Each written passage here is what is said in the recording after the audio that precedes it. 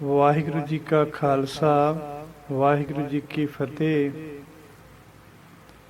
ਗੁਰੂ ਪਿਆਰੀ ਸਾਧ ਸੰਗਤ ਜੀ, ਹੁਣ ਅਸੀਂ ਜਪਜੀ ਸਾਹਿਬ ਦੀ ਲੜੀਵਾਰ ਕਥਾ ਸਰਵਣ ਕਰਾਂਗੇ,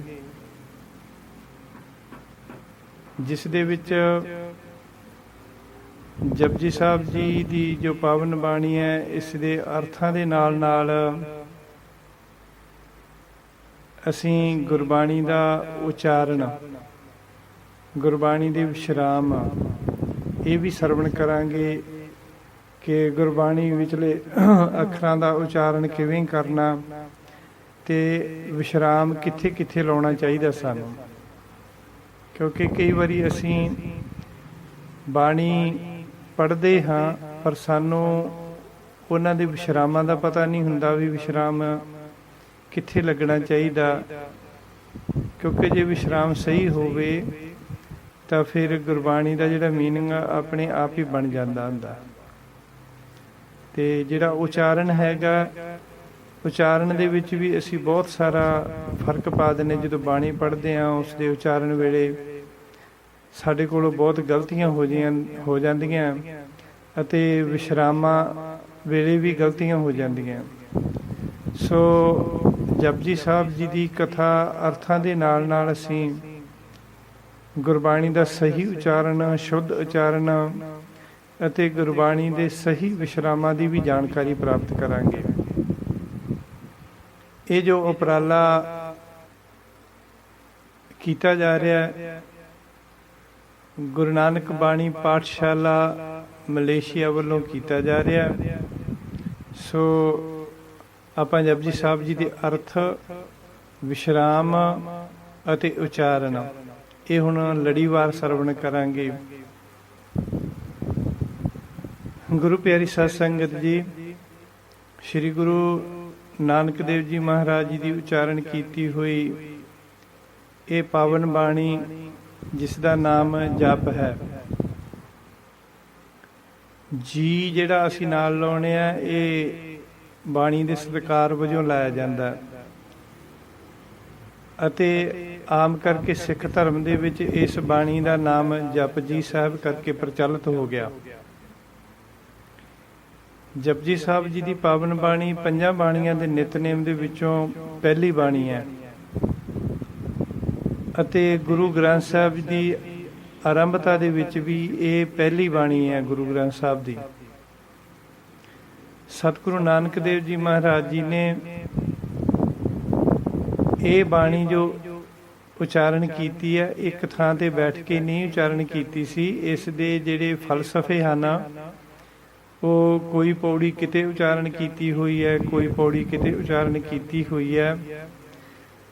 ਬਟ ਜਦੋਂ ਸਤਿਗੁਰੂ ਨਾਨਕ ਦੇਵ ਜੀ ਮਹਾਰਾਜ ਜੀ ਨੇ ਆਪਣੇ ਜੀਵਨ ਦੇ ਅੰਤਲੇ ਪੜਾਅ ਦੇ ਵਿੱਚ ਕਰਤਾਰਪੁਰ ਆ ਕੇ ਪੱਕੇ ਤੌਰ ਤੇ ਵਾਸਾ ਕਰ ਲਿਆ ਅਤੇ ਕਿਸੇ ਪਾਸੇ ਵੀ ਪ੍ਰਚਾਰ ਫੇਰੀ ਤੇ ਨਾ ਜਾਣ ਦਾ ਮਨ ਬਣਾਇਆ, ਫਿਰ ਸਤਿਗੁਰੂ ਨਾਨਕ ਦੇਵ ਜੀ ਮਹਾਰਾਜ ਜੀ ਦੀ ਸੇਵਾ ਦੇ ਵਿੱਚ ਭਾਈ ਲਹਿਣਾ ਜੀ ਆਏ, ਭਾਵ ਦੂਜੇ ਸਤਿਗੁਰੂ ਗੁਰੂ ਅੰਗਦ ਦੇਵ ਜੀ ਆਏ।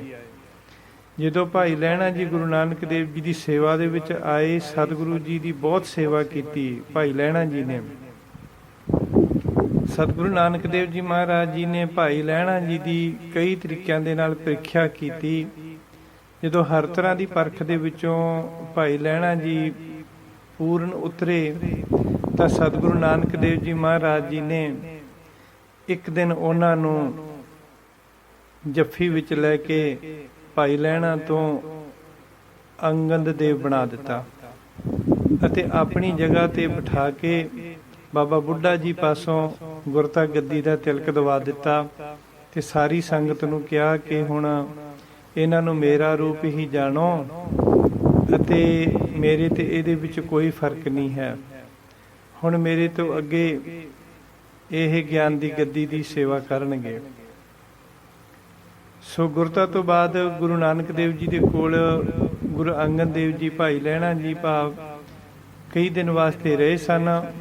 ਫਿਰ ਸਤਿਗੁਰੂ ਨਾਨਕ ਦੇਵ ਜੀ ਮਹਾਰਾਜ ਜੀ ਨੇ ਭਾਈ ਲਹਿਣਾ ਜੀ ਨੂੰ ਕਿਹਾ ਕਿ हे ਪੁਰਖਾ, ਤੂੰ ਮੇਰੀ ਬਾਣੀ ਨੂੰ ਚੰਗੀ ਤਰ੍ਹਾਂ ਸੁਣਿਆ ਹੈ, ਸਮਝਿਆ ਹੈ ਤਾਂ ਤੂੰ ਮੇਰੀ ਉਚਾਰਨ ਕੀਤੀ ਹੋਈ ਜੋ ਬਾਣੀ ਹੈ ਉਸ ਨੂੰ ਇੱਕ ਥਾਂ ਤੇ ਇਕੱਤਰ ਕਰ। ਪੌੜੀਆਂ ਦੇ ਰੂਪ ਵਿੱਚ ਜਿਹੜੀ ਕੀਤੀ ਉਚਾਰਨ ਕੀਤੀ ਸੀ ਸਤਿਗੁਰੂ ਜੀ ਨੇ ਪਦਿਆਂ ਦੇ ਰੂਪ ਦੇ ਵਿੱਚ, ਜਿਸ ਨੂੰ ਪੌੜੀ ਕਹਿ ਦਿੰਦੇ ਹਾਂ ਅਸੀਂ। ਸੋ ਭਾਈ ਲਹਿਣਾ ਜੀ ਨੇ ਸਤਿਗੁਰੂ ਜੀ ਦੇ ਛੋਟੇ ਛੋਟੇ ਪਦੇ ਜੋ ਬਾਣੀ ਦੇ ਰੂਪ ਵਿੱਚ ਸਨ ਇੱਕ ਥਾਂ ਤੇ ਇਕੱਤਰ ਕੀਤੇ ਤੇ ਉਸ ਬਾਣੀ ਦਾ ਨਾਮ ਰੱਖਿਆ ਜਪਜੀ ਸਾਹਿਬ। ਸੋ ਜਦੋਂ ਇਹ ਬਾਣੀ ਜਪਜੀ ਸਾਹਿਬ ਸੰਪੂਰਨ ਹੋਈ ਤੇ ਗੁਰੂ ਨਾਨਕ ਦੇਵ ਜੀ ਮਹਾਰਾਜ ਜੀ ਨੇ ਇਸ ਨੂੰ ਬਹੁਤ ਵਰ ਦਿੱਤੇ ਬਾਣੀ ਨੂੰ।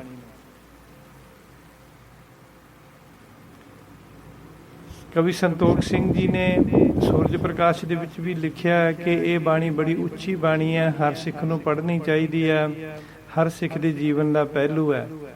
ਗੁਰੂ ਨਾਨਕ ਦੇਵ ਜੀ ਨੇ ਇਹ ਵੀ ਬਚਨ ਕੀਤੇ ਕਿ ਹਰ ਇੱਕ ਸਿੱਖ ਨੂੰ ਇਹ ਬਾਣੀ ਕੰਠ ਹੋਣੀ ਚਾਹੀਦੀ ਹੈ।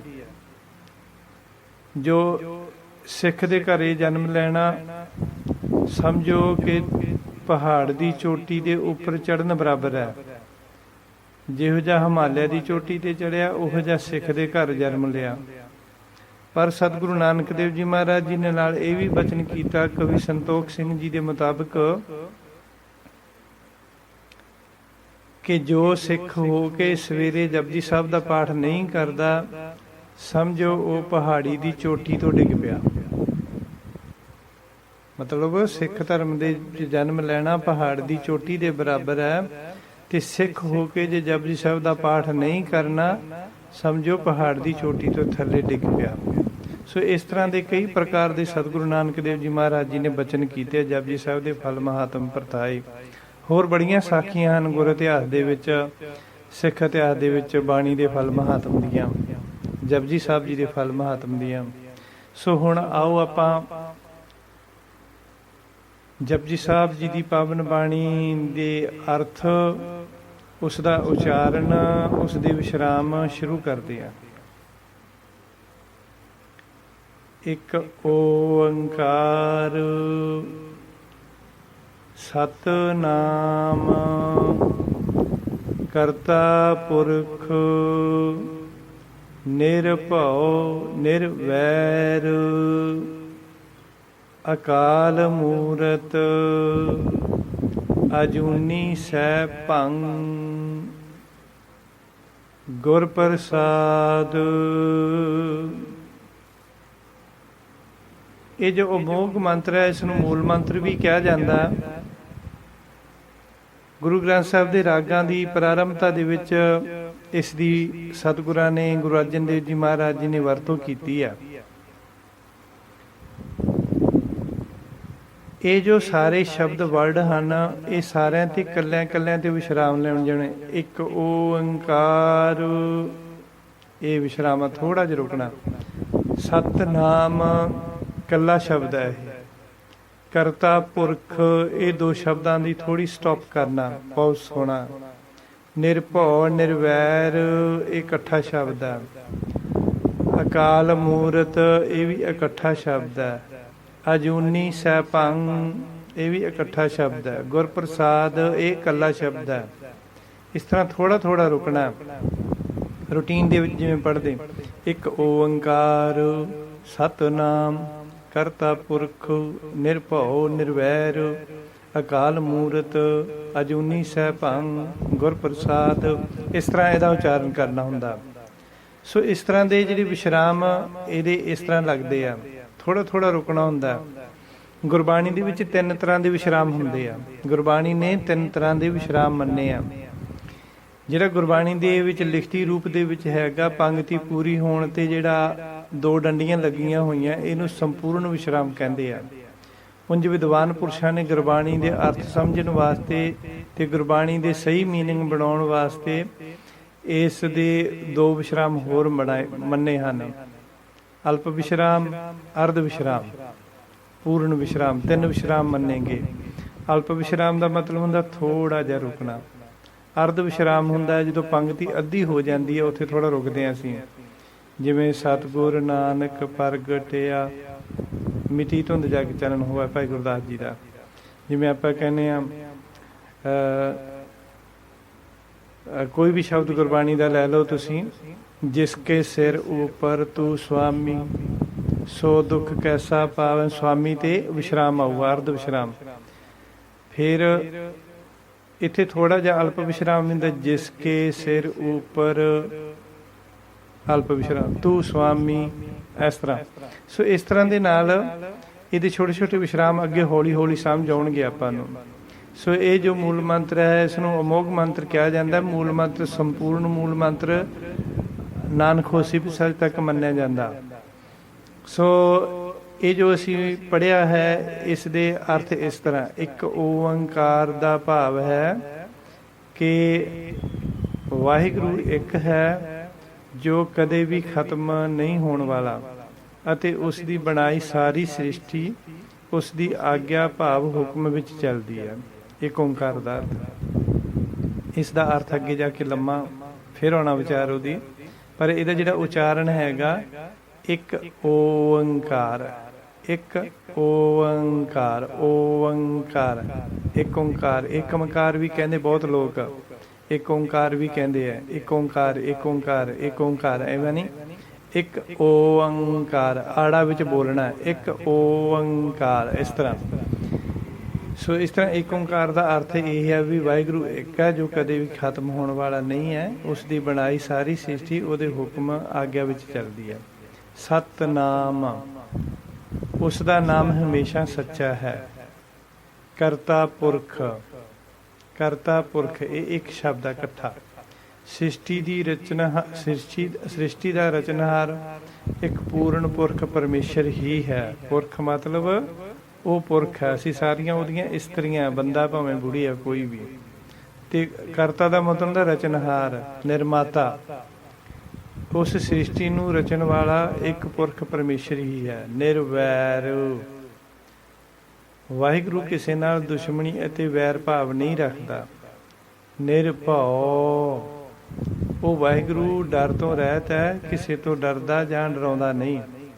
ਅਕਾਲ ਮੂਰਤ, ਅਕਾਲ ਮੂਰਤ, ਉਹ ਵਾਹਿਗੁਰੂ ਸਦਾ ਅਚਲ ਮੂਰਤ ਹੈ।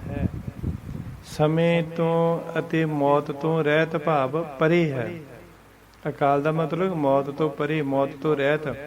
ਮੂਰਤ ਮਤਲਬ ਇੱਕ ਅਚਲ, ਨਾ ਕਦੇ ਵੀ ਨਾ ਖਤਮ ਹੋਣ ਵਾਲੀ, ਉਹ ਅਚਲ ਮੂਰਤ ਹੈ।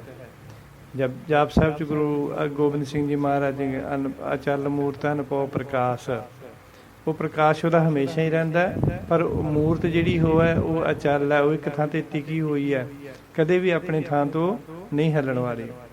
ਅਜੂਨੀ, ਉਹ ਵਾਹਿਗੁਰੂ ਜਨਮ ਮਰਨ ਅਤੇ 84 ਲੱਖ ਜੂਨੀਆਂ ਤੋਂ ਰਹਿਤ ਹੈ। ਸੈ ਭੰਗ, ਸੈ ਭੰਗ, ਕਿਉਂਕਿ ਵਾਹਿਗੁਰੂ ਸੈ ਦਾ, ਸੈ ਭੰਗ, ਸੈ ਅਰਥ ਸਵੈਮਾਨ ਪ੍ਰਕਾਸ਼ ਹੈ ਅਤੇ ਆਪਣੇ ਆਪ ਤੋਂ ਹੀ ਪੈਦਾ ਹੋਇਆ ਹੈ। ਭੰਗ, ਇਹ ਹੁਣ ਆਪਾਂ ਨੇ ਜਿਹੜਾ ਭੰਗ ਨਹੀਂ ਬੋਲਣਾ, ਭੰਗ ਗੱਗਾ ਲਾ ਕੇ ਨਹੀਂ ਬੋਲਣਾ, ਸੈ ਭੰਗ ਏਦਾਂ ਨਹੀਂ ਬੋਲਣਾ, ਗੰਗਾ ਗੰਗੇ ਦਾ ਉਚਾਰਨ ਕਰਨਾ, ਗੰਗਾ ਭੰਗ। ਜਿਹੜੀ ਟਿੱਪੀ ਲੱਗੀ ਹੋਈ ਹੈ, ਇਹ ਗੰਗੇ ਦਾ ਉਚਾਰਨ ਦਿਓਗੇ ਇੱਥੇ। ਸੈ ਭੰਗ, ਭੰਗ ਨਹੀਂ ਕਹਿਣਾ, ਸੈ ਭੰਗ, ਗੰਗਾ। ਸੋ ਭੰਗ ਦਾ ਅਰਥ ਹੈ ਉਸ ਨੂੰ ਕੋਈ ਤੋੜ ਜਾਂ ਨਸ਼ਟ ਨਹੀਂ ਕਰ ਸਕਦਾ, ਉਸ ਨੂੰ ਕੋਈ ਤੋੜ ਨਹੀਂ ਸਕਦਾ ਜਾਂ ਨਸ਼ਟ ਨਹੀਂ ਕਰ ਸਕਦਾ। ਭੰਗ, ਭੰਗ, ਨੱਕ ਵਿੱਚੋਂ ਆਵਾਜ਼ ਦੇਣੀ ਹੈ। ਭੰਗ, ਜਦੋਂ ਅਸੀਂ ਭੰਗ ਕਵਾਂਗੇ ਨੱਕ 'ਚੋਂ ਆਵਾਜ਼ ਨਹੀਂ ਆਊਗੀ, ਠੀਕ ਹੈ। ਭੰਗ, ਉਹ ਨੱਕ ਦੇ ਵਿੱਚੋਂ ਆਵਾਜ਼ ਦੇਣੀ ਹੈ। ਸੈ ਭੰਗ ਮਤਲਬ ਵਾਹਿਗੁਰੂ ਸਵੈਮਾਨ ਪ੍ਰਕਾਸ਼ ਹੈ ਤੇ ਆਪਣੇ ਆਪ ਤੋਂ ਹੀ ਪੈਦਾ ਹੋਇਆ, ਉਸ ਨੂੰ ਕੋਈ ਤੋੜ ਨਹੀਂ ਸਕਦਾ ਜਾਂ ਕੋਈ ਨਸ਼ਟ ਨਹੀਂ ਕਰ ਸਕਦਾ। ਗੁਰ ਪ੍ਰਸਾਦ, ਉਹ ਵਾਹਿਗੁਰੂ ਸੱਚੇ ਸਤਿਗੁਰੂ ਦੀ ਕਿਰਪਾ ਤੇ ਦਇਆ ਰਾਹੀਂ ਹੀ ਪ੍ਰਾਪਤ ਹੁੰਦਾ ਹੈ। ਗੁਰ ਪ੍ਰਸਾਦ, ਪ੍ਰਸਾਦ ਮਤਲਬ ਕਿਰਪਾ, ਗੁਰ ਮਤਲਬ ਗੁਰੂ। ਵਾਹਿਗੁਰੂ ਪਰਮੇਸ਼ਰ ਅਲੱਗ ਚੀਜ਼ ਹੈ। ਜੋ ਗੁਰੂ ਹੈ ਸਾਡੇ, ਜਿਵੇਂ ਗੁਰੂ ਨਾਨਕ ਦੇਵ, ਗੁਰੂ ਅਰਜਨ ਦੇਵ, ਗੁਰੂ ਗੋਬਿੰਦ ਸਿੰਘ ਜੀ, ਇਸ ਤਰ੍ਹਾਂ ਗੁਰੂ ਦੇ ਦੁਆਰਾ ਹੀ ਉਸ ਦੀ ਪ੍ਰਾਪਤੀ ਹੁੰਦੀ ਹੈ। ਜਪ। ਇਸ ਦਾ ਅਰਥ ਹੈ ਕਿ ਉਸ ਪਰਮੇਸ਼ਰ ਦਾ ਸਿਮਰਨ ਕਰ। ਆਦਿ ਸੱਚ ਜੁਗਾਦ ਸੱਚ। ਹੁਣ ਇੱਥੇ ਵਿਸ਼ਰਾਮ ਆਉਂਦਾ, ਆਦਿ ਸੱਚ ਤੇ ਵਿਸ਼ਰਾਮ ਆ ਗਿਆ, ਫਿਰ ਜੁਗਾਦ। ਆਦਿ ਸੱਚ ਜੁਗਾਦ ਸੱਚ। ਆਦਿ ਸੱਚ ਤੋਂ ਭਾਵ ਹੈ ਜੋ ਦੁਨੀਆ ਬਣਨ ਤੋਂ ਪਹਿਲਾਂ ਅਤੇ ਦੁਨੀਆ ਦੇ ਸ਼ੁਰੂ ਵਿੱਚ ਵੀ ਸੱਚਾ ਸੀ। ਜੁਗਾਦ, ਇੱਥੇ ਜੁਗਾਦ ਦੇ ਦੋ ਮਤਲਬ ਅਰਥ ਹੁੰਦਾ ਹੈ। ਜੁਗਾਦ, ਜੁਗਾਦ ਮੀਨਸ ਦੋ। ਜਦੋਂ ਕਿਤੇ ਵੀ ਯੁੱਗ ਸ਼ਬਦ ਆਊਗਾ ਤਾਂ ਹਰ ਯੁੱਗ ਯੁੱਗ ਭਗਤ ਪਾਇਆ। ਹਰ ਯੁੱਗ ਯੁੱਗ ਅਸੀਂ ਨੋਰਮਲੀ ਅਰਥ ਕਰਦੇ ਵੀ ਸਾਰੇ ਯੁੱਗਾਂ ਦੇ ਵਿੱਚ। ਜਦੋਂ ਅਸਲ ਦਾੰਤਿਕ ਤੌਰ 'ਤੇ ਅਰਥ ਕਰਾਂਗੇ ਹਰ ਯੁੱਗ ਯੁੱਗ, ਪਹਿਲੇ ਦੋ ਯੁੱਗ, ਜਿੱਥੋਂ ਯੁੱਗ ਸ਼ਬਦ ਆਉਂਦਾ ਉੱਥੇ ਦੋ, ਉਹ ਦੋ ਹੁੰਦੇ ਆ, ਦੋ ਅਰਥ ਬਣਦਾ ਉਹਦਾ। ਪਹਿਲੇ ਦੋ ਯੁੱਗ, ਫਿਰ ਦੂਜੇ ਦੋ ਯੁੱਗ, ਚਾਰ ਯੁੱਗ। ਇਸ ਤਰ੍ਹਾਂ ਜੁਗਾਦ ਸੱਚ। ਜੁਗਾਦ ਦਾ ਅਰਥ ਹੈ ਚਾਰੇ ਯੁੱਗ। ਜੁਗਾਦ ਮਤਲਬ ਚਾਰੇ ਯੁੱਗ, ਸਤਿਯੁਗ, ਤ੍ਰੇਤਾ ਯੁੱਗ, ਦੁਆਪਰ ਯੁੱਗ, ਕਲ ਯੁੱਗ। ਉਹ ਚਾਰੇ ਯੁੱਗਾਂ ਦੇ ਵਿੱਚ ਵੀ ਸੱਚਾ ਹੈ। ਭਾਵੇਂ ਸਤਿਯੁਗ ਵਿੱਚ ਹਰਨਾਕਸ਼ ਨੇ, ਤ੍ਰੇਤੇ ਵਿੱਚ ਰਾਵਣ ਨੇ ਤੇ ਦੁਆਪਰ ਵਿੱਚ ਕੰਸ ਨੇ ਪਰਮਾਤਮਾ ਨੂੰ ਬਲਹੀਣ ਤੇ ਝੂਠਾ ਕਰਨ ਦੀ ਕੋਸ਼ਿਸ਼ ਕੀਤੀ ਸੀ, ਪਰ ਫਿਰ ਵੀ ਉਹ ਚਾਰੇ ਯੁੱਗਾਂ ਦੇ ਵਿੱਚ ਸੱਚਾ ਹੀ ਰਿਹਾ, ਤਿੰਨੇ ਯੁੱਗਾਂ ਦੇ ਵਿੱਚ। ਸੋ ਹੈ ਭੀ ਸੱਚ, ਨਾਨਕ ਹੋਸੀ ਭੀ ਸੱਚ। ਹੁਣ ਇੱਥੇ ਹੋ ਗਿਆ ਅਰਧ ਵਿਸ਼ਰਾਮ, ਹੈ ਭੀ ਸੱਚ, ਇੱਥੇ ਵਿਸ਼ਰਾਮ ਆ ਗਿਆ। ਕਈ ਵਾਰੀ ਅਸੀਂ ਬੋਲਦੇ ਨੇ ਨਾਨਕ ਹੋਸੀ ਭੀ ਸੱਚ, ਬਟ ਥੋੜਾ ਜਿਹਾ ਨਾਨਕ ਤੇ ਰੋਕਾਂਗੇ, ਅਲਪ ਵਿਸ਼ਰਾਮ, ਥੋੜਾ ਜਿਹਾ ਨਾਨਕ ਤੇ ਰੋਕ ਕੇ ਨਾਨਕ ਹੋਸੀ ਭੀ ਸੱਚ, ਇਸ ਤਰ੍ਹਾਂ ਦਾ ਉਚਾਰਨ ਕਰਨਾ, ਜਿਸ ਦਾ ਅਰਥ ਹੈ ਹੈਪੀ ਸੱਚ। ਵਾਹਿਗੁਰੂ ਹੁਣ ਵੀ ਸੱਚਾ ਹੈ। ਨਾਨਕ ਹੋਸੀ ਭੀ ਸੱਚ। ਗੁਰੂ ਨਾਨਕ ਦੇਵ ਜੀ ਕਹਿੰਦੇ ਆਉਣ ਵਾਲੇ ਸਮੇਂ ਵਿੱਚ ਵੀ ਉਹ ਸੱਚਾ ਹੀ ਰਹੇਗਾ। ਹੁਣ ਆਪਾਂ ਇੱਕ ਓਂਕਾਰ ਦੀ ਮੁੱਢਲੀ ਜਾਣਕਾਰੀ ਪ੍ਰਾਪਤ ਕਰਦੇ ਹਾਂ। ਓਮ ਸ਼ਬਦ ਨੂੰ ਯੋਗ ਦੇ ਵਿੱਚ ਓਂਕਾਰ ਕਰਕੇ ਉਚਾਰਨ ਕੀਤਾ ਗਿਆ। ਸਿੱਧ ਗੋਸ਼ ਦੇ ਵਿੱਚ ਵੀ ਓਂਕਾਰ ਬਰਮਾ ਉਤਪਤ ਓਂਕਾਰ ਕੀਆ, ਇਸ ਤਰ੍ਹਾਂ ਦੇ ਨਾਲ ਓਂਕਾਰ ਸ਼ਬਦ ਦੀ ਵਰਤੋਂ ਕੀਤੀ ਗਈ ਆ।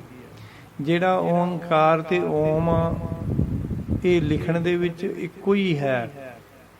ਸਨਾਤਨ ਧਰਮ ਦੇ ਵਿੱਚ ਓਮ ਸ਼ਬਦ ਦੀ ਵਰਤੋਂ ਕੀਤੀ ਜਾਂਦੀ ਹੈ, ਲਿਖਣ ਦੇ ਵਿੱਚ ਇੱਕੋ ਤਰ੍ਹਾਂ ਹੀ ਲਿਖਿਆ ਜਾਂਦਾ ਹੈ, ਬਟ ਉਸ ਦਾ ਉਚਾਰਨ ਯੋਗ ਮਤ ਦੇ ਵਿੱਚ ਓਂਕਾਰ ਕਰਕੇ ਕੀਤਾ ਜਾਂਦਾ ਹੈ। ਤਾਂ ਪ੍ਰਮਾਣ ਤੌਰ ਤੇ ਸਿੱਧ ਯੋਗੀਆਂ ਨੇ ਜਦੋਂ ਗੁਰੂ ਜੀ ਨੂੰ ਪੁੱਛਿਆ ਕਿ ਓਂਕਾਰ ਪਹਿਲਾਂ ਤੋਂ ਹੀ ਬ੍ਰਹਮ ਰੂਪ ਹੈ ਅਤੇ ਫਿਰ ਤੁਸੀਂ ਓਂਕਾਰ ਦੇ ਅੱਗੇ ਇੱਕ ਅਤੇ ਬਾਅਦ ਦੇ ਵਿੱਚ ਕਾਰ ਵਾਲੀ ਡੰਡੀ ਕਿਉਂ ਲਾਈ ਹੈ? ਓਂਕਾਰ ਜਿਹੜਾ ਓਮ ਆ, ਓਂਕਾਰ ਉਹ ਪਹਿਲਾਂ ਤੋਂ ਬ੍ਰਹਮ ਰੂਪ ਹੈ। ਫਿਰ ਕਹਿੰਦੇ ਜੀ ਤੁਸੀਂ ਇਹਨਾਂ ਦੇ ਓਮ ਦੇ ਅੱਗੇ ਏਕਾ ਲਾ ਦਿੱਤਾ ਤੇ ਇਹਦੇ ਮਗਰਲੇ ਪਾਸੇ ਇੱਕ ਡੰਡੀ ਲਾ ਦਿੱਤੀ ਕਾਰ ਵਾਲੀ, ਜਿਹਨੂੰ ਤੁਸੀਂ ਕਾਰ ਬੋਲਦੇ ਹੋ, ਇਹ ਕਿਉਂ ਲਾਈ ਹੈ? ਤਾਂ ਗੁਰੂ ਨਾਨਕ ਦੇਵ ਜੀ ਨੇ ਆਖਿਆ ਵੀ ਓਂਕਾਰ ਅਦਵੈਸ਼ ਰੂਪ ਨਹੀਂ, ਭਾਵ ਈਰਖਾ ਰਹਿਤ ਨਹੀਂ। ਜਿਹੜਾ ਓਂਕਾਰ ਹੈ ਇਹ ਅਦਵੈਸ਼ ਰੂਪ ਨਹੀਂ, ਭਾਵ ਈਰਖਾ ਰਹਿਤ ਨਹੀਂ ਹੈ।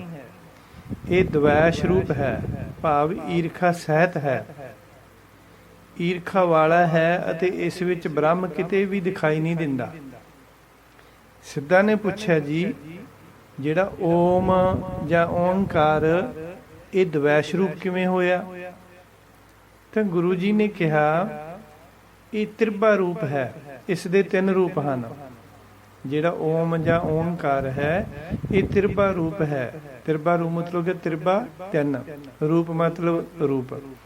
ਇਹ ਤਿੰਨ ਰੂਪੀ ਹੈ, ਇਸ ਦੇ ਤਿੰਨ ਰੂਪ ਹਨ। ਇਸ ਵਿੱਚ ਤਿੰਨਾਂ ਦੇਵਤਿਆਂ ਦਾ ਵਾਸਾ ਹੈ। ਵੇਦਾਂ ਨੇ ਇਸ ਵਿੱਚ ਵਿਸ਼ਨੂੰ, ਬਰਮਾ ਤੇ ਸ਼ਿਵ ਜੀ ਦਾ ਵਾਸਾ ਮੰਨਿਆ। ਇਹ ਵੀ ਮੰਨਿਆ ਕਿ ਓਮ ਵਿੱਚ ਰਜੋਗੁਣ, ਤਮੋਗੁਣ, ਸਤੋਗੁਣ ਹਨ। ਇਹ ਤਿੰਨੇ ਗੁਣ ਓਂਕਾਰ ਦੇ ਵਿੱਚ ਹਨ।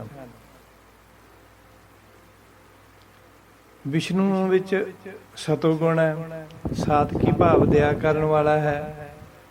ਬਰਮਾ ਦੇ ਵਿੱਚ ਰਜੋਗੁਣ ਹੈ, ਰਾਜਸੀ ਭਾਵ ਹੰਕਾਰ ਕਰਨ ਵਾਲਾ ਹੈ। ਸ਼ਿਵਾ ਦੇ ਵਿੱਚ ਤਮੋ ਗੁਣ ਹੈ। ਤਮੋ ਜਾਂ ਤਾਮਸੀ ਸ਼ਬਦ ਵਰਤੇ ਆ, ਰਜੋ ਜਾਂ ਰਾਜਸੀ, ਤਮੋ ਜਾਂ ਤਾਮਸੀ। ਤੋ ਸ਼ਿਵ ਜੀ ਦੇ ਵਿੱਚ ਤਾਮਸੀ ਭਾਵ ਕ੍ਰੋਧ ਤੇ ਗੁੱਸਾ ਕਰਨ ਵਾਲਾ ਗੁਣ ਹੈ। ਤਾਂ ਫਿਰ ਇਹ ਓੰਕਾਰ ਰੂਪ ਬ੍ਰਹਮ ਰੂਪ ਕਿਵੇਂ ਹੋਇਆ? ਤੁਸੀਂ ਕਹਿੰਦੇ ਓੰਕਾਰ ਬ੍ਰਹਮ ਰੂਪ ਹੈ, ਤਾਂ ਗੁਰੂ ਨਾਨਕ ਦੇਵ ਜੀ ਕਹਿੰਦੇ ਤੁਸੀਂ ਦੱਸੋ ਵੀ ਇਹ ਬ੍ਰਹਮ ਰੂਪ ਕਿਵੇਂ ਹੋਇਆ? ਵੇਦਾਂ ਨੇ ਵੀ ਇਸ ਨੂੰ ਤ੍ਰਿਪਾ ਰੂਪ ਮੰਨਿਆ। ਵੇਦਾਂ ਨੇ ਵੀ ਕਿਹਾ ਕਿ ਓਮ ਦੇ ਵਿੱਚ ਵਿਸ਼ਨੂੰ, ਬਰਮਾ ਤੇ ਸ਼ਿਵ ਜੀ ਦਾ ਵਾਸ ਹੈ। ਤੇ ਜਿਹੜੇ ਵਿਸ਼ਨੂੰ, ਬਰਮਾ ਤੇ ਸ਼ਿਵ ਜੀ ਹਨ, ਇਹਨਾਂ ਦੇ ਤਾਂ ਵਿੱਚ ਗੁਣ ਹੈ। ਜਿਹੜਾ ਬਰਮਾ ਹੈਗਾ ਉਹ ਹੰਕਾਰੀ ਹੈ, ਸ਼ਿਵ ਜੀ ਆ ਉਹ ਗੁੱਸੇ ਵਾਲਾ, ਵਿਸ਼ਨੂੰ ਆ ਦਇਆ ਕਰਨ ਵਾਲਾ। ਤਾਂ ਤੁਸੀਂ ਦੱਸੋ ਵੀ ਇਹ ਫਿਰ ਬ੍ਰਹਮ ਰੂਪ ਕਿਵੇਂ ਹੋਇਆ? ਇਹ ਤਾਂ ਤ੍ਰਿਪਾ ਰੂਪ ਹੋਇਆ, ਬ੍ਰਹਮ ਰੂਪ ਨਾ ਹੋਇਆ ਨਾ। ਤਾਂ ਇਸ ਤਰ੍ਹਾਂ ਗੁਰਬਾਣੀ ਦੇ ਵਿੱਚ ਵੀ ਬਚਨ ਤਿੰਨਾਂ ਗੁਣਾਂ ਦਾ ਗੁਰਬਾਣੀ ਵਿੱਚ ਇਸ ਤਰ੍ਹਾਂ ਵਿਖਿਆਨ ਕੀਤਾ ਗਿਆ।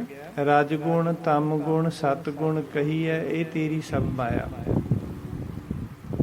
ਚੌਥੇ ਪਦ ਕੋ ਜੋ ਨਰ ਚੀਨੇ ਤਿਨਹੀ ਪਰਮ ਪਦ ਪਾਇਆ। ਇਹ ਤਿੰਨਾਂ ਗੁਣਾਂ ਤੋਂ ਉੱਤੇ ਇੱਕ ਪਦ ਹੋਰ ਹੈਗਾ, ਇੱਕ ਗੁਣ ਹੋਰ ਹੈ। ਜਿਨ੍ਹਾਂ ਨੇ ਉਸ ਚੌਥੇ ਪਦ ਨੂੰ ਪਾਇਆ, ਗੁਰੂ ਜੀ ਕਹਿੰਦੇ ਉਹੀ ਪਰਮ ਪਦ ਪਰਮਾਤਮਾ ਬ੍ਰਹਮ ਨੂੰ ਪਾ ਸਕਦਾ। ਰਾਜਸਤਮ ਸਤ ਕਾਲ ਸਮਾਵੈ, ਜਾਂ ਅੱਗੇ ਇੱਕ ਵਚਨ ਆਉਂਦਾ ਰਾਜਸਤਮ ਸਤ ਕਮਾਇਆ। ਇਸ ਤਰ੍ਹਾਂ ਤੇ ਫਿਰ ਜੋਗੀਆਂ ਨੇ ਪੁੱਛਿਆ, ਪਰ ਫਿਰ ਤੁਸੀਂ ਕਾਰ ਵਾਲੀ ਡੰਡੀ ਲਕੀਰ ਕਿਉਂ ਲਾਈ ਹੈ? ਗੁਰੂ ਜੀ ਨੇ ਕਿਹਾ ਇਹ ਕਾਰ ਵਾਲੀ ਡੰਡੀ ਜੋ ਹੈ ਤਿੰਨਾਂ ਦੇਵਤਿਆਂ ਤੋਂ ਉੱਪਰ ਹੈ ਅਤੇ ਇਹ ਬ੍ਰਹਮ ਰੂਪ ਹੈ ਜੋ ਕਦੇ ਵੀ ਮੁੱਕਣ ਵਾਲੀ ਨਹੀਂ। ਜਿਵੇਂ ਲਕੀਰ ਨੂੰ ਜਿੰਨਾ ਮਰਜ਼ੀ ਖਿੱਚੀ ਜਾਓ ਉਹ ਕਦੇ ਮੁੱਕਦੀ ਨਹੀਂ, ਤਿਵੇਂ ਪਰਮੇਸ਼ਰ ਕਦੇ ਵੀ ਮੁੱਕਣ ਜਾਂ ਖਤਮ ਹੋਣ ਵਾਲਾ ਨਹੀਂ। ਭਾਵ ਉਹ ਸਾਰੇ ਕਾਲਾਂ ਵਿੱਚ ਸਦਾ ਰਹਿਣ ਵਾਲਾ ਹੈ।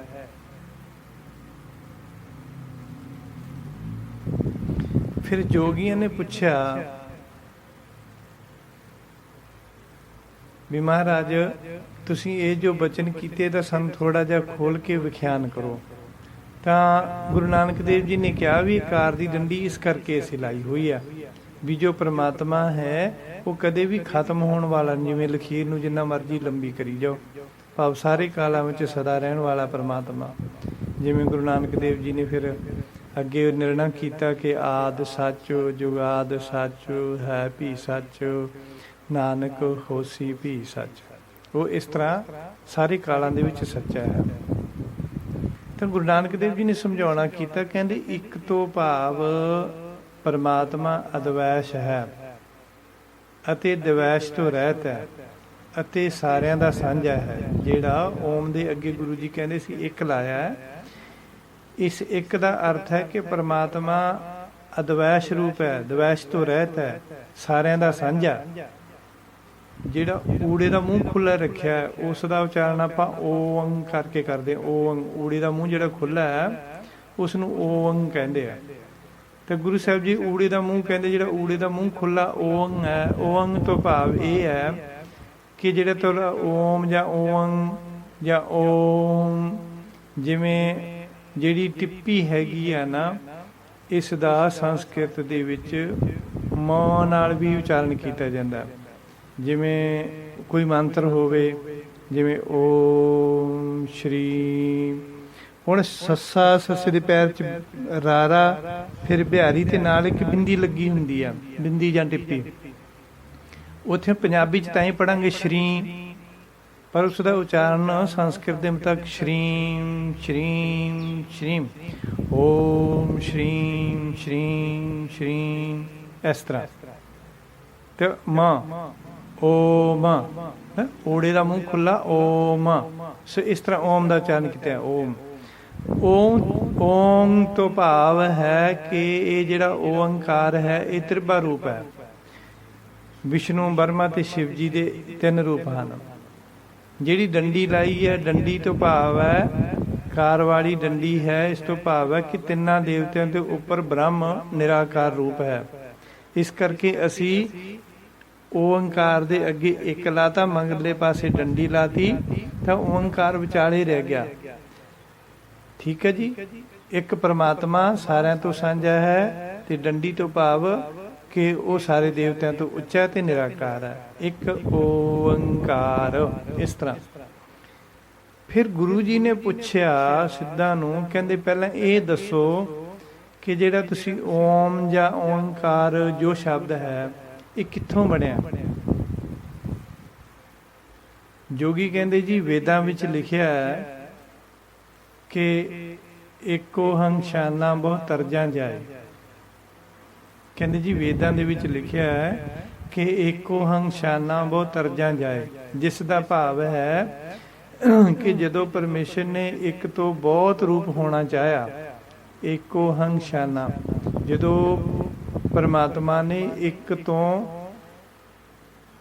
ਬਹੁਤ ਤਰਜਾਂ ਜਾਏ, ਬਹੁਤ ਰੂਪ ਹੋਣਾ ਚਾਹਿਆ, ਤਾਂ ਓੰਕਾਰ ਸ਼ਬਦ ਹੋਂਦ ਦੇ ਵਿੱਚ ਆਇਆ। ਜਦ ਪਰਮੇਸ਼ਰ ਮਾਇਆ ਰੂਪ ਹੋਇਆ, ਸੰਯੁਕਤ ਰੂਪ ਹੋਇਆ, ਭਾਵ ਕਿਰਿਆ ਵਿੱਚ ਆਇਆ, ਤਾਂ ਓੰਕਾਰ ਬਣਿਆ। ਜਦੋਂ ਪਰਮਾਤਮਾ ਮਾਇਆ ਰੂਪ ਹੋਇਆ, ਸੰਯੁਕਤ ਰੂਪ ਦੇ ਵਿੱਚ ਹੋ ਕੇ ਕਿਰਿਆ ਰੂਪ ਦੇ ਵਿੱਚ ਆਇਆ, ਤਾਂ ਓੰਕਾਰ ਬਣਿਆ। ਪਰਮੇਸ਼ਰ ਤਿੰਨਾਂ ਰੂਪਾਂ ਵਿੱਚ ਵੰਡਿਆ ਗਿਆ ਅਤੇ ਫਿਰ ਇੱਕ ਤੋਂ ਕਈ ਰੂਪ ਹੋਇਆ। ਪਹਿਲਾਂ ਪਰਮੇਸ਼ਰ ਓੰਕਾਰ ਰੂਪ ਵਿੱਚ ਹੋਇਆ। ਓੰਕਾਰ ਭਾਵ ਪਰਮੇਸ਼ਰ ਤਿੰਨਾਂ ਰੂਪਾਂ ਦੇ ਵਿੱਚ ਵੰਡਿਆ ਗਿਆ, ਬਰਮਾ, ਵਿਸ਼ਨੂੰ, ਮਹੇਸ਼, ਤੇ ਫਿਰ ਉਸ ਤੋਂ ਅੱਗੇ ਹੋਰ ਕਈ ਰੂਪਾਂ ਦੇ ਵਿੱਚ ਹੋਇਆ। ਗੁਰੂ ਨਾਨਕ ਦੇਵ ਜੀ ਕਹਿਣ ਲੱਗੇ, ਜਦ ਉਹ ਤਿੰਨਾਂ ਰੂਪਾਂ ਵਿੱਚ ਵੰਡਿਆ ਗਿਆ ਤਾਂ ਫਿਰ ਓੰਕਾਰ ਬ੍ਰਹਮ ਰੂਪ ਕਿਵੇਂ ਹੋਇਆ? ਜਦ ਪਰਮੇਸ਼ਰ ਓੰਕਾਰ ਬਣ ਕੇ ਤਿੰਨਾਂ ਰੂਪਾਂ ਦੇ ਵਿੱਚ ਵੰਡਿਆ ਗਿਆ ਤਾਂ ਫਿਰ ਓੰਕਾਰ ਬ੍ਰਹਮ ਰੂਪ ਕਿਵੇਂ ਹੋਇਆ? ਇਸ ਵਿੱਚ ਤਾਂ 3 ਦੇਵਤੇ ਬੈਠੇ ਹਨ। ਬ੍ਰਹਮ ਤਾਂ 3 ਦੇਵਤਿਆਂ ਤੋਂ ਵੀ ਪਹਿਲਾਂ ਦਾ ਹੈ। ਗੁਰੂ ਜੀ ਨੇ ਪੁੱਛਿਆ ਵੀ ਇਹ ਦੱਸੋ ਕਿ ਜਿਹੜਾ ਓਮ ਜਾਂ ਓੰਕਾਰ ਹੈ ਉਸ ਨੂੰ ਕੌਣ ਪੜ੍ਹ ਸਕਦਾ ਹੈ ਤੇ ਕੌਣ ਸੁਣ ਸਕਦਾ ਹੈ? ਜਿਹੜਾ ਤੁਹਾਡਾ ਓਮ ਜਾਂ ਓੰਕਾਰ ਹੈ ਉਸ ਨੂੰ ਕੌਣ ਪੜ੍ਹ ਸਕਦਾ ਹੈ ਤੇ ਕੌਣ ਸੁਣ ਸਕਦਾ ਹੈ? ਜੋਗੀਆਂ ਨੇ ਆਖਿਆ ਜੀ ਇਸ ਨੂੰ ਬ੍ਰਾਹਮਣ ਹੀ ਪੜ੍ਹ ਸਕਦਾ ਹੈ। ਓਮ ਨੂੰ ਜਾਂ ਓੰਕਾਰ ਜਾਂ ਓਮ ਮੰਤਰ ਨੂੰ ਸਿਰਫ ਬ੍ਰਾਹਮਣ ਹੀ ਪੜ੍ਹ ਸਕਦਾ ਹੈ, ਉਹ ਵੀ ਧੀਮੀ ਧੀਮੀ ਧੁਨੀ ਦੇ ਵਿੱਚ, ਜੋ ਸਿਰਫ ਉਸ ਦੇ ਹੀ ਕੰਨਾਂ ਨੂੰ ਸੁਣਾਈ ਦਿੰਦੀ ਹੋਵੇ। ਅਤੇ ਇਸ ਓਮ ਨੂੰ ਸਿਰਫ ਖੱਤਰੀ ਹੀ ਸੁਣ ਸਕਦਾ ਹੈ। ਹੋਰ ਕਿਸੇ ਜਾਤੀ ਦੇ ਮਨੁੱਖ ਨੂੰ ਓਮ ਜਾਂ ਓੰਕਾਰ ਮੰਤਰ ਸੁਣਨ ਦੀ ਅਨੁਮਤੀ ਭਾਵ ਆਗਿਆ ਨਹੀਂ ਹੈ। ਜੋਗੀਆਂ ਨੇ ਆਖਿਆ, ਮਹਾਰਾਜ ਜਿਹੜਾ ਓਮ ਹੈ ਉਸ ਨੂੰ ਸਿਰਫ ਬ੍ਰਾਹਮਣ ਪੜ੍ਹ ਸਕਦਾ ਹੈ ਤੇ ਖੱਤਰੀ ਸੁਣ ਸਕਦਾ ਹੈ। ਹੋਰ ਕਿਸੇ ਵੀ ਧਰਮ ਦੇ ਬੰਦੇ ਨੂੰ ਉਸ ਨੂੰ ਸੁਣਨ ਦੀ ਅਨੁਮਤੀ ਨਹੀਂ ਹੈ। ਤੇ ਆਪ ਜੀ ਨੇ ਸੁਣਿਆ ਹੋਣਾ, ਜੋ ਜੋਗੀਆਂ ਨੇ ਹੁਣ ਗੱਲ ਕਹੀ ਆ ਉਹਦੇ ਮੁਤਾਬਕ, ਉਹਦੇ ਅਕੋਰਡਿੰਗ, ਕਿ ਪੁਰਾਣੇ ਸਮਿਆਂ ਦੇ ਵਿੱਚ ਬਹੁਤ ਸਮਾਂ ਪਹਿਲਾਂ ਜੇ ਕੋਈ ਸ਼ੂਦਰ ਓਮ ਸ਼ਬਦ ਨੂੰ ਸੁਣ ਲੈਂਦਾ ਸੀ, ਕਿਸੇ ਮੰਤਰ ਨੂੰ ਸੁਣ ਲੈਂਦਾ ਸੀ, ਤਾਂ ਉਹਦੇ ਕੰਨ ਦੇ ਵਿੱਚ ਸਿੱਕਾ ਢਾਲ ਦਿੱਤਾ ਜਾਂਦਾ ਸੀ। ਮਤਲਬ ਉਹਦੇ ਕੰਨ ਸਾੜ ਦਿੱਤੇ ਜਾਂਦੇ ਸੀ, ਬੰਦ ਕਰ ਦਿੱਤੇ ਜਾਂਦੇ ਸੀ, ਵੀ ਅੱਗੇ ਤੋਂ ਨਾ ਸੁਣੇ। ਇਹਨੇ ਕਿਉਂ ਸੁਣਿਆ? ਨੀਵੀਂ ਜਾਤ ਦਾ ਹੋ ਕੇ। ਤਾਂ ਜਦੋਂ ਗੁਰੂ ਨਾਨਕ ਦੇਵ ਜੀ ਨੇ ਜੋਗੀਆਂ ਦੀ ਇਹ ਗੱਲ ਸੁਣੀ ਤਾਂ ਗੁਰੂ ਜੀ ਨੇ ਕਿਹਾ, ਫੇਰ ਤਾਂ ਜਿਹੜਾ ਓਮ ਹੈ ਉਹ ਬ੍ਰਾਹਮਣਾਂ ਤੇ ਖੱਤਰੀਆਂ ਦਾ ਹੀ ਹੋਇਆ। ਫਿਰ ਓਮ ਬ੍ਰਹਮ ਰੂਪ ਕਿਵੇਂ ਹੋਇਆ? ਬ੍ਰਹਮ ਤਾਂ ਸਾਰੇ ਜੀਆਂ ਦਾ ਮਾਲਕ ਹੈ ਤੇ ਸਾਰਿਆਂ ਦਾ ਸਾਂਝਾ ਹੈ। ਜੋਗੀ ਕਹਿਣ ਲੱਗੇ, ਗੁਰੂ ਜੀ ਫਿਰ ਤੁਸੀਂ ਹੀ ਓੰਕਾਰ ਦੇ ਅਰਥ ਦੱਸੋ, ਸਾਨੂੰ ਤਾਂ ਇੰਨੀ ਕੀ ਸਮਝ ਹੈ, ਅਸੀਂ ਇੰਨਾ ਪੜ੍ਹਿਆ, ਇੰਨਾ ਜਾਣਦੇ ਹਾਂ। ਗੁਰੂ ਜੀ ਨੇ ਦੱਸਿਆ ਕਿ ਓਮ ਜਾਂ ਓੰਕਾਰ ਬ੍ਰਹਮ ਨਹੀਂ ਹੈ, ਇਹ ਬ੍ਰਹਮ ਦਾ ਕਿਰਤਮ ਰੂਪ ਹੈ। ਅਤੇ ਇਸ ਨੂੰ ਕਾਰਨ ਦਾ ਕਰਤਾ ਜਾਣ ਕੇ ਇਸ ਦੇ ਓਕਾਰ ਅਕਾਰ ਮਕਾਰ ਤਿੰਨ ਰੂਪ ਮੰਨੇ ਜਾਂਦੇ ਆ। ਜਿਹੜਾ ਓਮ ਹੈ ਕਾਰਨ ਦਾ ਕਰਤਾ, ਪਰਮੇਸ਼ਰ ਇਸ ਤੋਂ ਉੱਤੇ ਹੈ, ਪਰ ਇਹ ਕਾਰਨ ਦਾ ਕਰਤਾ, ਜਿਸ ਨੂੰ ਕਹਿੰਦੇ ਸ਼ਾਸਤਰਾਂ ਨੇ ਓਕਾਰ ਅਕਾਰ ਮਕਾਰ ਤਿੰਨ ਰੂਪ ਮੰਨੇ ਆ ਓਮ ਦੇ। ਜਿਵੇਂ ਅੱਖਰਾਂ ਦੇ ਵਿੱਚ ਓਮ ਓਮ ਓਮ, ਇਹਦੇ ਵਿੱਚ ਥੋੜਾ ਜਾੜਾ ਬੋਲਦਾ, ਤਾਂ ਓਕਾਰ ਅਕਾਰ ਮਕਾਰ ਇਹਨੂੰ ਤਾਂ ਕਹਿੰਦੇ। ਓ ਦਾ ਮਤਲਬ ਉਕਾਰ, ਅ ਦਾ ਮਤਲਬ ਅਕਾਰ, ਮ ਦਾ ਮਤਲਬ ਮਕਾਰ। ਓਮ ਓਮ ਉਕਾਰ ਅਕਾਰ ਮਕਾਰ, ਇਹਦੇ ਤਿੰਨ ਰੂਪ ਹੈ। ਹੁਣ ਤਿੰਨ ਰੂਪ ਇਸ ਤਰ੍ਹਾਂ ਬਣਦੇ ਆ ਇਹਦੇ। ਊੜਾ, ਊੜੇ ਦਾ ਅਰਥ ਹੈ ਉਕਾਰ। ਉਕਾਰ ਦਾ ਅਰਥ ਹੈ ਪਾਰ ਬ੍ਰਹਮ ਨਿਰਾਕਾਰ ਤੋਂ ਆਕਾਰ ਰੂਪ ਵਿੱਚ ਆਇਆ। ਉਹ ਜਿਹੜੀ ਓਮ ਦੀ ਉਹ ਹੈ, ਉਹਦਾ ਅਰਥ ਹੈ ਕਿ ਪਾਰ ਬ੍ਰਹਮ ਪਰਮੇਸ਼ਰ ਨਿਰਾਕਾਰ ਤੋਂ ਆਕਾਰ ਰੂਪ ਦੇ ਵਿੱਚ ਆਇਆ। ਜਿਵੇਂ ਗੁਰਬਾਣੀ ਵਿੱਚ ਲਿਖਿਆ ਜੀ ਜੰਤ ਆਕਾਰ ਕਰਾਇਆ, ਜਦੋਂ ਆਕਾਰ ਰੂਪ ਸਾਰੇ ਜੀਆਂ ਦੇ ਵਿੱਚ ਸਮਾਇਆ ਹੋਇਆ, ਆਕਾਰ ਰੂਪ ਹੋਇਆ। ਗੁਰੂ ਗੋਬਿੰਦ ਸਿੰਘ ਜੀ ਮਹਾਰਾਜ ਜੀ ਨੇ ਵੀ ਬਚਨ ਕੀਤਾ, ਕਹਿੰਦੇ ਜਤਰ ਤਤਰ ਦਿਸਾ ਵਿਸਾ ਹੋਏ ਫੈਲਿਓ ਅਨੁਰਾਗ। ਇੱਕ ਥਾਂ ਤੇ ਹੋਰ ਲਿਖਦੇ ਆ, ਕਹਿੰਦੇ ਕਿ ਸਰਬੱਤਰ ਦੇਸਾ ਕਿ ਸਰਬੱਤਰ ਭੇਸਾ। ਇਹਦਾ ਵੀ ਇਹੀ ਅਰਥ ਬਣਦਾ ਵੀ ਜਿੱਥੇ ਕਿੱਥੇ ਦੇਖੋ ਸਾਰੇ ਪਾਸੇ ਉਹੀ ਵੀ ਫੈਲਿਆ ਹੋਇਆ, ਸਾਰੇ ਦੇਸ਼ਾਂ ਦੇ ਵਿੱਚ, ਸਾਰੇ ਭੇਖਾਂ ਦੇ ਵਿੱਚ। ਮਾਰੂ ਸੋਲੇ ਦੀ ਬਾਣੀ ਵਿੱਚ ਵੀ ਪ੍ਰਮਾਣ ਹੈ, ਜਾਂਤ ਸਿਭਾਣਾ ਜਗ ਤੋਂ ਪਾਇਆ, ਬਾਜ ਕਲਾ ਆਡਾਣ ਰਹਾਇਆ, ਬ੍ਰਹਮ ਮਿਸ਼ਨ ਮਹੇਸ਼ੋ ਪਾਏ, ਮਾਇਆ ਮੋਹ ਵਧਾਏ ਦਾ। ਉਹ ਪ੍ਰਮਾਤਮਾ ਨੇ ਆਪਦੀ ਇੱਛਾ ਅਨੁਸਾਰ ਸ੍ਰਿਸ਼ਟੀ ਦੀ ਉਤਪਤੀ ਕੀਤੀ। ਇਸ ਤਰ੍ਹਾਂ ਅਰਬਦ ਨਰਬਦ ਧੁੰਦੂਕਾਰਾ ਵਗੈਰਾ। ਜਿਵੇਂ ਗੁਰਬਾਣੀ ਦੇ ਵਿੱਚ ਬਚਨ ਆਉਂਦਾ, ਮਾਰੂ ਸੋਲਿਆਂ ਦਾ ਸ਼ਬਦ ਹੈ ਗੁਰੂ ਗ੍ਰੰਥ ਸਾਹਿਬ ਜੀ ਦੇ ਪਾਵਨ ਅੰਗ 1035 ਦੇ ਉੱਤੇ। ਅਰਬਦ ਨਰਬਦ ਧੁੰਦੂਕਾਰਾ ਧਰਨ ਨਾ ਗਗਨ ਨਾ ਹੁਕਮ ਪਾਰਾ। ਜਿਸ ਸਾਰੇ ਸ਼ਬਦ ਦਾ ਅਰਥ ਹੈ ਕਿ ਇਸ ਪੂਰੇ ਸ਼ਬਦ ਦਾ ਅਰਥ ਇਸ ਤਰ੍ਹਾਂ ਹੈ ਕਿ ਇਸ ਤੋਂ ਪਹਿਲਾਂ ਨਾ ਖਾਣੀ ਨਾ ਬਾਣੀ ਨਾ ਹਵਾ ਨਾ ਪਾਣੀ ਨਾ ਬਣਨਾ ਨਾ ਢਹਿਣਾ ਨਾ ਆਉਣਾ ਜਾਣਾ ਨਾ ਦਰਿਆ ਨਦੀਆਂ ਨਾ ਉੱਪਰਲਾ ਨਾ ਵਿਚਕਾਰਲਾ ਨਾ ਹੇਠਲਾ ਨਾ ਸੁਰਗ ਨਰਕ ਨਾ ਜ਼ਿੰਦਗੀ ਨਾ ਮੌਤ ਨਾ ਸਮਾਂ ਨਾ ਜੰਮਣਾ ਮਰਨਾ ਨਾ ਬਰਮਾ ਵਿਸ਼ਨੂੰ ਸ਼ਿਵ ਜੀ ਨਾ ਇਸਤਰੀ ਪੁਰਸ਼ ਨਾ ਜਾਤ ਧਰਮ ਨਾ ਪੁੰਨੀ ਨਾ ਪਾਪੀ ਨਾ ਦਾਨੀ ਨਾ ਜੋਗੀ ਨਾ ਭਲਾ ਅਭਿਆਸੀ ਨਾ ਕੋਈ ਬੋਲਣ ਵਾਲਾ ਨਾ ਸੁਣਨ ਵਾਲਾ ਨਾ ਝੂਠ ਨਾ ਝੂਠ ਨਾ ਗਾਈਆਂ ਨਾ ਕ੍ਰਿਸ਼ਨ ਨਾ ਜੰਤਰ ਨਾ ਮੰਤਰ ਨਾ ਕਰਮ ਨਾ ਪਖੰਡ ਨਾ ਮੰਦਰ ਨਾ ਮਸਜਿਦ। ਇਹ ਸਾਰਾ ਕੁਝ ਪਹਿਲਾਂ ਨਹੀਂ ਸੀ, ਸਿਰਫ ਪਰਮਾਤਮਾ ਹੀ ਸੀ। ਤਾਂ ਉਹ ਸਿਰਫ ਪਰਮਾਤਮਾ ਸੀ। ਫਿਰ ਉਹ ਉਕਾਰ, ਉਕਾਰ ਮਤਲਬ ਨਿਰਾਕਾਰ ਤੋਂ ਫਿਰ ਆਕਾਰ ਰੂਪ ਦੇ ਵਿੱਚ ਆਇਆ। ਆਕਾਰ ਸ਼ਕਲ ਸੂਰਤ ਵਿੱਚ ਆਈ ਰਚਨਾ। ਜਿਵੇਂ ਗੁਰੂ ਗੋਬਿੰਦ ਸਿੰਘ ਜੀ ਮਹਾਰਾਜ ਜੀ ਕਹਿੰਦੇ ਏਕ ਹੈ ਅਨੇਕ ਹੈ ਅਨੇਕ ਹੈ ਫਿਰ ਏਕ ਹੈ। ਉਹ ਜਿਹੜਾ ਪਰਮਾਤਮਾ ਇੱਕ ਤੋਂ ਅਨੇਕ ਰੂਪ ਹੋਇਆ, ਪਰ ਅਨੇਕ ਰੂਪ ਹੋਇਆ ਹੋਇਆ ਵੀ ਉਹ ਇੱਕ ਹੈ। ਇਸ ਤਰ੍ਹਾਂ ਓਮ ਦੀ ਆਪ ਕਰਨਾ ਓਕਾਰ ਅਕਾਰ ਵਿਕਾਰ ਮਕਾਰ। ਤਾਂ ਮਮਾ ਓਮ ਮਕਾਰ। ਪੰਜ ਤੱਤ ਪ੍ਰਿਥਵੀ ਆਕਾਸ਼ ਅੱਗ ਪਾਣੀ ਹਵਾ, ਇਹ ਪੰਜ ਤੱਤ ਇਕੱਠੇ ਹੋ ਕੇ ਜੀਵਾਂ ਅੰਦਰ ਬੈਠ ਕੇ ਛਲ ਅਤੇ ਕਪਟ ਕਰਦੇ ਹਨ। ਓਮ ਮਕਾਰ। ਮਕਾਰ ਕਿਸ ਨੂੰ ਕਹਿੰਦੇ? ਛਲ ਕਪਟ ਨੂੰ। ਜਿਹੜੇ ਸਾਡੇ ਪੰਜ ਤੱਤਾਂ ਦਾ ਸਰੀਰ ਹੈ, ਸਾਡੇ ਵਿੱਚ ਪੰਜ ਤੱਤ ਹਨ, ਪ੍ਰਿਥਵੀ ਆਕਾਸ਼ ਅੱਗ ਪਾਣੀ ਹਵਾ।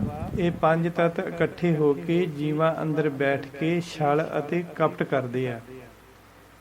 ਜਿਵੇਂ ਵਿਸ਼ਨੂੰ ਨੇ ਸਮੁੰਦਰ ਮੰਥਨ ਵੇਲੇ ਅੰਮ੍ਰਿਤ ਦੀ ਵੰਡ ਕਰਨ ਲੱਗਿਆ ਰਾਖਸ਼ਾਂ ਨਾਲ ਛਲ ਕੀਤਾ ਸੀ। ਬਰਮਾ ਨੇ 4 ਵੇਦ ਰਚ ਕੇ ਹੰਕਾਰ ਕੀਤਾ ਤੇ ਪਾਰ ਬ੍ਰਹਮ ਦਾ ਅੰਤ ਪਾਉਣ ਵਾਸਤੇ ਚੱਲ ਪਿਆ ਸੀ।